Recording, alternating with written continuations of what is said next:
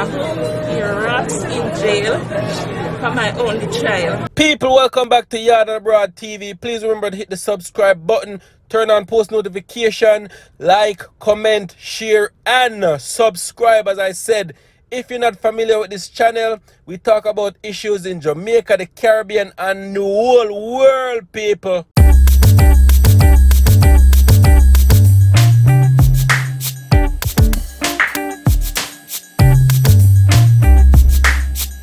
Wagwan viewers and subscribers, welcome back to my channel once again, people.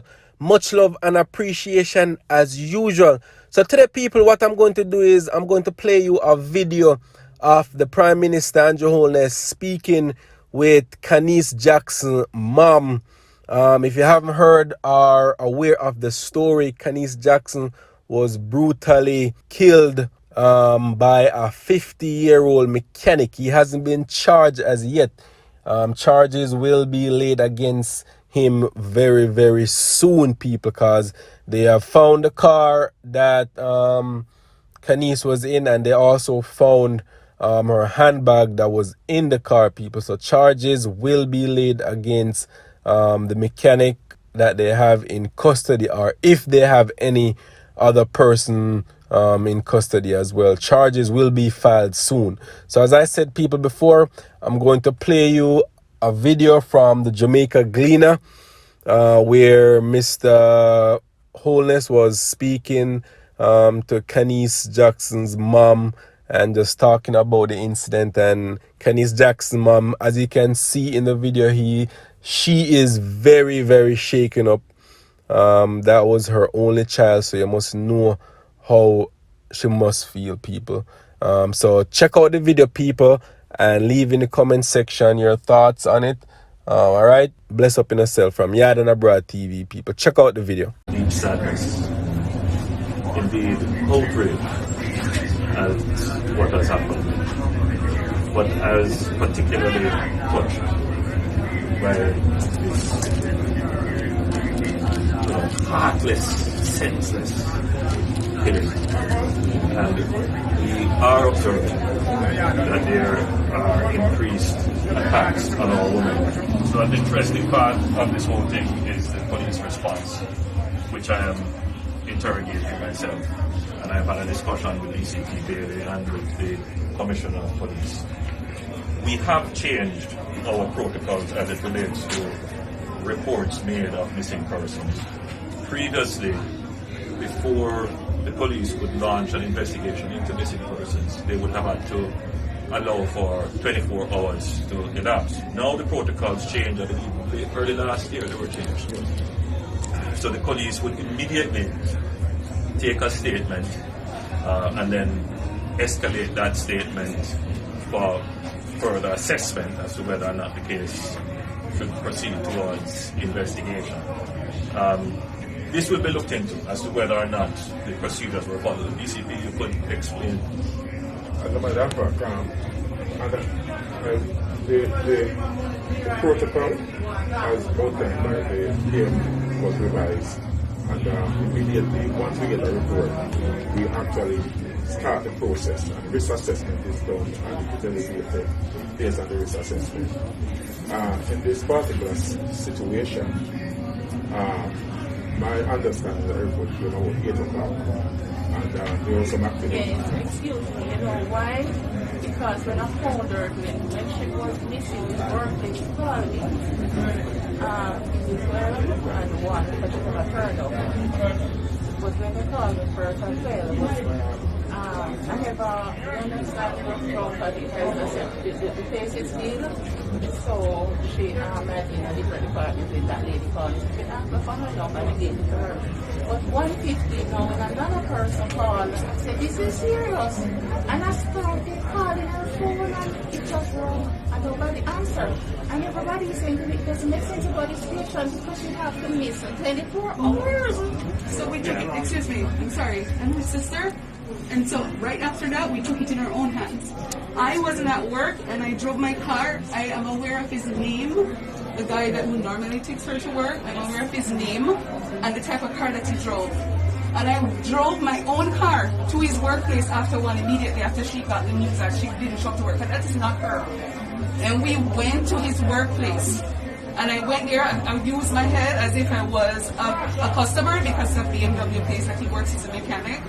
And when we got there, it was definitely him. And they said he did show up in the morning, but he hasn't come back to work. And they thought he's going to come back. And I waited around at least an hour to see if he would show up. And he didn't. And I left my number with the security. And he called me in the night on a blocked number. And when I said he thought I was a customer, I said to him, Mr. Prime Minister, by the way, I'm super happy you're here because we have to get justice for her. Right? The police did not do anything, unfortunately. They did not. I've been shaking. Listen, when he called me that night, he did not sound sympathetic at all. He was not sympathetic. He was very bully. He kept saying, oh, you know, yes, I saw her and I didn't bring her. I said, nobody said it was you. I kept my composure. I said, nobody said it was you. But the fact is, you're the last person who saw her. When I asked him personal questions like what she was wearing, he was iffy. Pants skirt, he was iffy. If you saw her that morning, why didn't you remember? I do understand you're upset about the response time of the police. Yes, yes. And as I said, this was one thing that I picked up. And I've been from 9 o'clock this morning, and indeed from last night with the commissioner. May I tell you one thing, sir? Sorry to interrupt. When we went to the police, I didn't go, I'm sorry. She went, he went. What time did you contact They them? Went there, what time did you guys come? 8:15 a.m.? Yeah, because they said that yesterday. can't go until 24. Who advised you that? Who told you that? But I just wanted to use this opportunity to say that DCP, you can repeat that policy was revised. I believe it was revised. But the police told us that when we went there. Mr. Carter told us that when we went there. DCP, we need to use this opportunity to make it clear. Yeah, because nobody is aware of the new And changes. We're not aware all of this it. information that we have to him at this point in time. At what time was that? When we were making the At statement. 8:30? At 8:30, around 8:30 because we will get there. When she was writing the statement, I was there advising him, giving him all the info, and he had all this info at that time. It's a very important point to note. Till about the next day in the morning, no one has visited the suspect or even made an attempt to contact him. Yeah. That was all us. Yeah, we all No did one that. else. That We was had to go all back. us. We That was stepped in and through did our it. network. Yeah. Nobody. Is it the same suspect that we're talking about? It was Yes. versus Yes. Well, but my understanding is a little different. That they, in fact, made contact with the Crossroads police. And they That was actually- after the fact. After the fact. And I got a call. The following day, that was the Thursday, they made Yeah. contact with the Crossroads police, and he was not there, he was not seen, he was not at the platform. That's the information I got, which was the following day. So what I wanted to point out, and as I said, I know there are many questions about the response time. We can't prosecute the case in public, especially if we want justice. And we wouldn't want anything to be said here that would in any way impair the investigations that are underway. And I don't want you to harm yourselves either. So I want us to just be very, very careful in what we say. And of course, we don't want to give anyone any defense. We don't want them to know what you know. So we share that with the police until it is time for full disclosure in the legal system.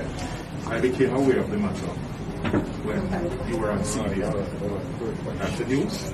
And I immediately, that's the commander, before the news, while the news was going on, I made a call to him. That's Commander Clear. I got some information, and based on my position, I can get things move faster than others.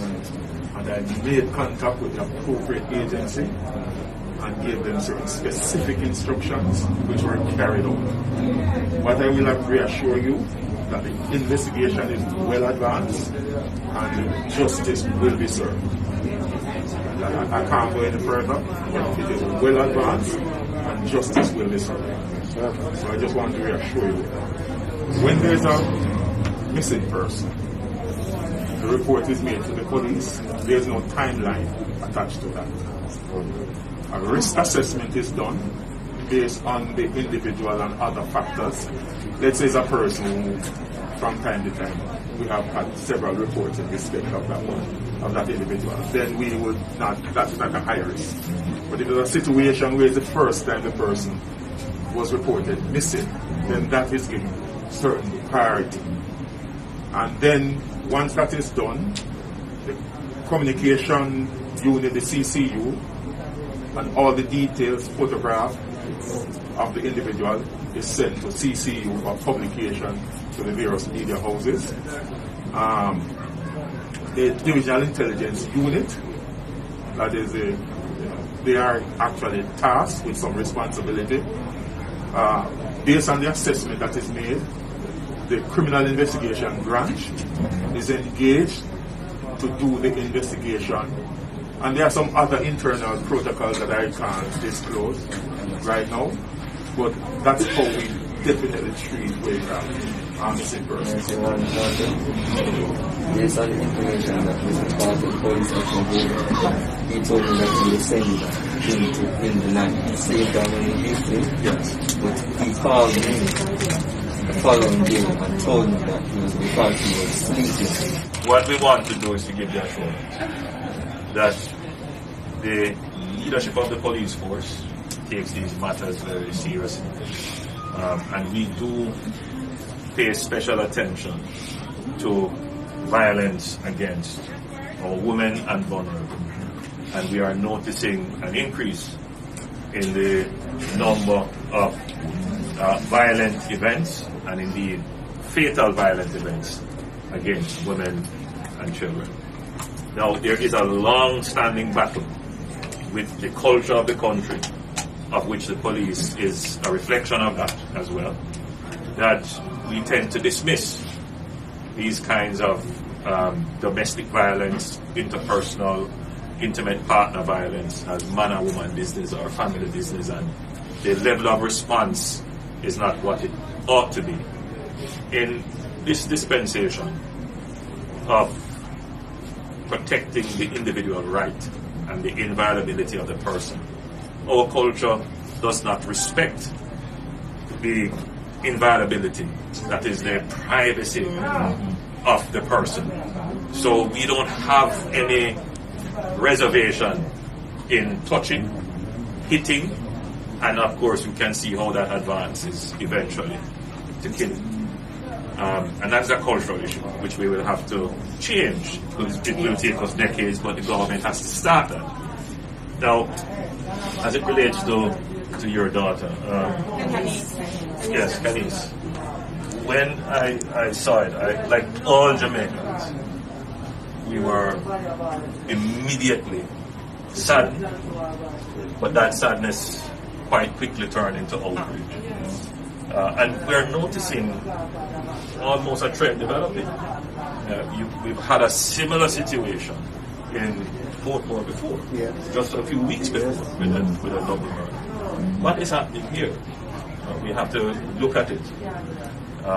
There might be other dynamics at play, and we have to pay close attention to investigating the specific case, but to look at some broader considerations that may be at play. Because one suggestion I might put in place, or suggest, the implication of pepper sprays. So, I can't address those issues and the provision of personal protective defensive equipment. Based on my knowledge, at this moment in time. And allow DCP. It's a restricted item. I know female officers very. Yes. Yeah, when it's restricted, it's a restricted item. So there are many things that will come out now. And many suggestions will be made. We take all of them into consideration. And sometimes in the emotional state of our grieving, we may be inclined to go in directions which may not lead us to solutions. So we have to be careful. So what I wanted to do today in visiting is to assure you, because that's the big assurance, that the government takes this matter very seriously. We are observing the trend and we are putting in place measures to address them, especially as it relates to violence against women.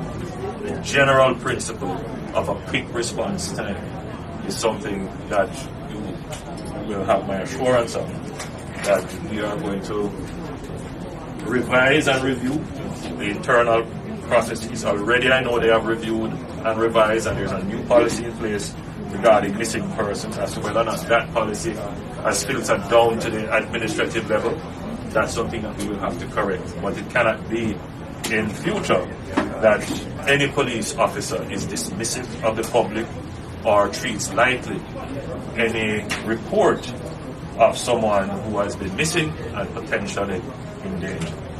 There is a great deal of frustration on the part of the police and fatigue, and you will see it come out in response. But the police, above all else, is a professional body, and so they have to be able to manage that frustration, that fatigue, and always remember what their motto is: to serve and protect. We have the right person in custody, and it's just a matter of going through a process. And once that process is complete, we'll elevate it to another level. But we are certain that we have the person. And I want to thank you as well for your own initiative. Thank you. Right? It's very important that you have, exercised your own good judgment, that you have done so within the law. I hope you didn't put yourself at risk in doing it.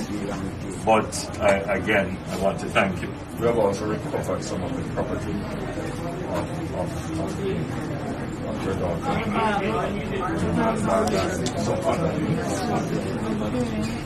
I don't go into detail. And we know how the incident happened. We have recovered some additional things that points to how it happened, and we have an idea of when it happened. So it's just a matter of going through that administrative process, and then subsequently, bring the matter to the other hand. The government has invested heavily in the forensic capabilities of the force. It's not where it should be, but it's certainly better than where it was before. So even though there may not be witnesses, the forensic evidence is oftentimes, always stronger than personal statements and affidavits. So this case, I'm sure, will rely on the forensics. So, and I'm raising this point because of the question of justice. Oftentimes you want justice, but you don't have the evidence. So now I think that they are building a case, a forensic case, as well as, the overwhelming evidence could lead to other evidence being brought forward by the perpetrator. So I am fairly confident that we will be able to bring the case very quickly to the doors of justice. It would be up to the judiciary at that point in time to pronounce on the case.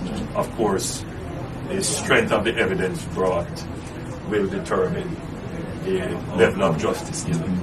I hope you're rats in jail for my only child. She is my only child.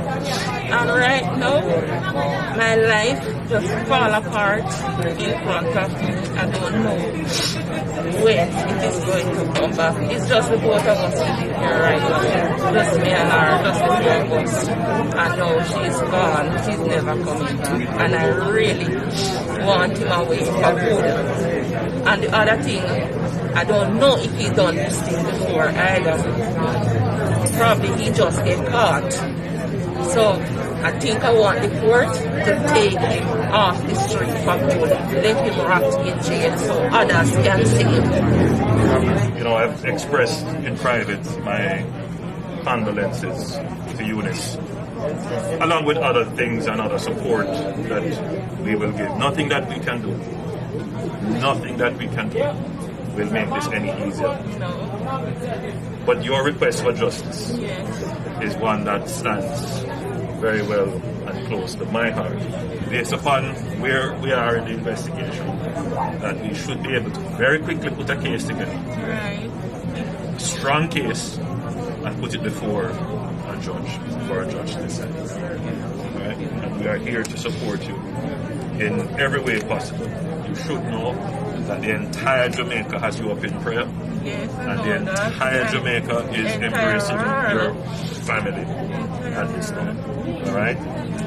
So, God bless you.